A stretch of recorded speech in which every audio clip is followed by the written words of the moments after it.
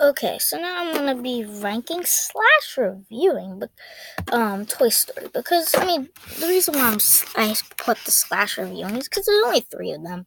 So once you just lay out, oh, this is one, this is two, and this is three, then everything's good.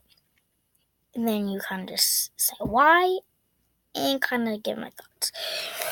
But before I start, I definitely want to get a few things off my skin. I enjoy every single Toy Story movie, and that's something you have to understand. Is that there's not a single one of those movies that I don't like. So when I do review them, it's simply because one I just enjoy more than the other. So coming in third place, and what's interesting is that whenever there's a third place, it's like you still get bronze. You still get bronze. Understand. Coming in third place is gonna be Toy Story 2. I love this movie. I felt like it was a great sequel to the first movie. Right off the bat with one of the greatest things about this franchise is it really brings you back to your toys, like brings you back to your childhood. I'm a child. I'm like a kid. So as soon as I kind of leave my toys behind, I'm like, I watch the movie and I scurry back. So yet again, that's kind of why I love these Toy Story movies. It rips out your heartstrings for every single viewer, whether you're old to young. That's kind of what it does. And here, as soon as he gets dropped into the toy sale, it kind of rips out your heart. And it starting from the dream sequence, it's just so hard to watch because it's like a toy. It shows that a toy's worst nightmare is being left behind. And when Woody did, it's sad, but then happy to see that his other toys are not going to leave him back. Buzz is not going to give up. His friends are not going to give up. And, Andy not having... one of the greatest things about this franchise is you see Andy grow up.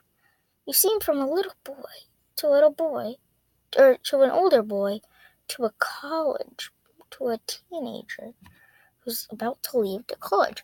So you see, him going through toy struggles as his whole life, it's been about toys and how leaving it, and kind of evolving and seeing him at the middle stage, not having, and to add on, he needs Woody for a camping trip. It just pulls your heartstrings. And then the whole adventure with Buzz going to it was so amazing.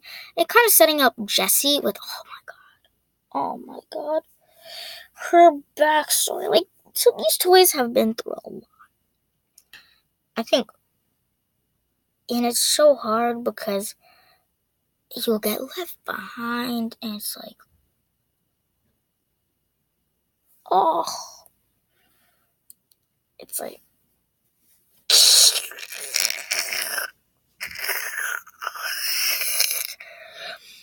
it rips your heart right out. But, and the big yeah? And the big reveal that Sticky Pete, turns out to be the wait. Turns out, to be the bad guy. Here's the reason why I put in quotations. It's because he's really not bad. It's just another way of looking at what being a toy is. Same thing with, I'll get to that, with Lotso. What, he simply is he doesn't know what, he sees no other way. The reason why, it seems like he's the bad guy is because the people we want to root for are obviously the toys. The way they see it is that there is a chance that they can get back to, the real world, back to being Andy's best friend, back to having an owner, back to having someone love you, someone care for you. And to top that off, kind of with the great, with that hilarious Zerg. I love Zerg because it's like nods directly at what's his face? Directly at Star Wars. When he's like, I'm your father. But he says that too. I like the addition of kind of the other Buzz. I liked is there any complaints? No. It's just it really, really should not as good as the other one. I guess you could say, maybe you don't like reverse Buzz, not reverse Buzz. Maybe you don't like Zerg, maybe you don't like that part. But I do like the airplane sequence when they need to get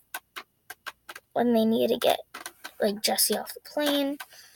I like that whole idea. Like that man guy who how Woody, since he doesn't have his arm, like that whole sequence of like fixing Woody, and that whole time in the apartment just reflecting that he is a hero outside of just Andy's toy type thing.